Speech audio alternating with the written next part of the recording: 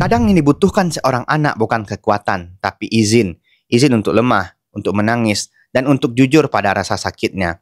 Itulah momen yang paling penting dalam hidup Shikamaru ketika dia kehilangan gurunya dan ayahnya datang bukan untuk memberi nasihat, tapi sekedar berkata, "Kalau kau ingin menangis, menangislah, keluarkan semua emosimu."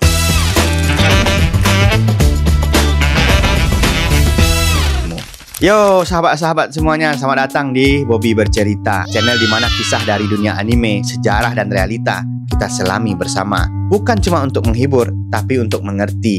Hari ini kita nggak bahas tentang seorang ninja, kita akan membahas tentang anak, ayah, kehilangan, dan cinta yang tak terlihat, tapi sangat terasa. Kalau kamu pernah merasa kehilangan, atau kamu sedang berjuang menjadi orang tua yang lebih baik, kisah ini akan menemani kamu dengan cara yang sederhana tapi dalam.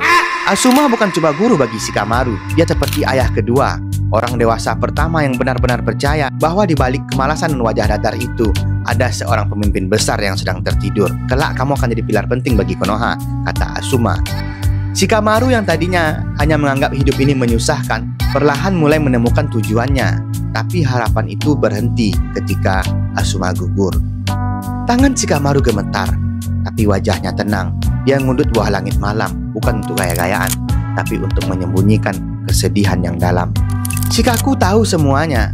Dia tidak menegur, tidak menyuruh anaknya berhenti ngudut. Dia hanya datang, duduk di samping Shikamaru dan berkata, "Kalau memang ingin menangis, menangislah." Itu saja, dan kata-kata itu lebih kuat dari 1000 motivasi. Shikamaru pecah, tangisnya mengalir, dan untuk pertama kalinya dia jujur pada kesakitannya. Seorang ayah yang mengizinkan anaknya menangis bukan membuat anaknya jadi lemah, tapi membuatnya menjadi pulih. Sejak kecil, Shikamaru dikenal sebagai pemalas, tapi sangat jenius. Banyak guru menyerah padanya, tapi tidak dengan Shikaku. Mereka sering main shogi bareng, bukan sekedar permainan, tapi latihan berpikir. Setiap pion punya peran, tapi hanya raja yang harus bertahan sampai akhir. Begitu kata Shikaku mendidiknya. Bukan soal nilai bagus, tapi tentang bagaimana cara berpikir. Dan itu bekal terbesar saat Shikamaru dewasa nanti. Tangis yang jujur dari Shikamaru melahirkan ketenangan, dan dari ketenangan lahirlah strategi. Shikamaru menyusun rencana mengalahkan Hidan dan Kakuzu, bukan karena dendam semata, tapi karena tanggung jawab, karena janji pada gurunya. Dia menjebak Hidan, mengurungnya di hutan, bukan karena kebencian, tapi karena kebenaran.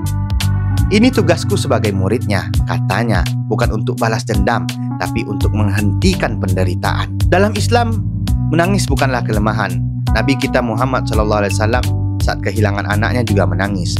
Nabi Yakub menangis bertahun-tahun karena Nabi Yusuf alaihissalam. Bahkan disebutkan hingga matanya memutih karena sedih.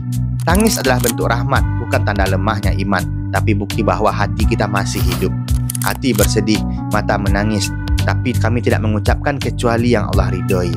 Itulah tangis yang mendewasakan, bukan melemahkan.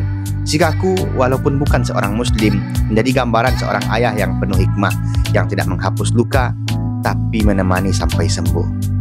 Berapa banyak anak laki-laki di dunia ini yang diajarkan, jangan cengeng, jangan nangis, laki-laki harus kuat.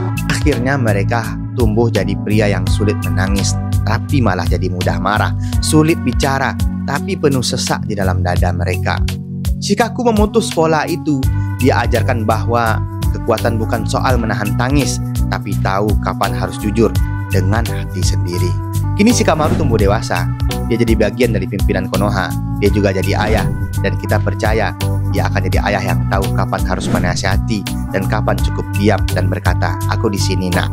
Karena ia pernah merasakan bahwa pelukan ayah bisa jadi tempat paling aman saat dunia terasa berantakan. Siapa orang yang pernah mengizinkanmu menangis? Dan dari situ kamu belajar kuat.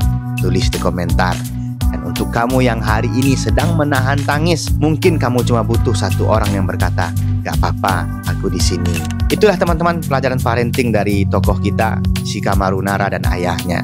Mudah-mudahan bisa bermanfaat buat semuanya. Buat kalian calon ayah atau yang sudah hari ini jadi ayah yang baik lah, seperti ayahnya Shikamaru.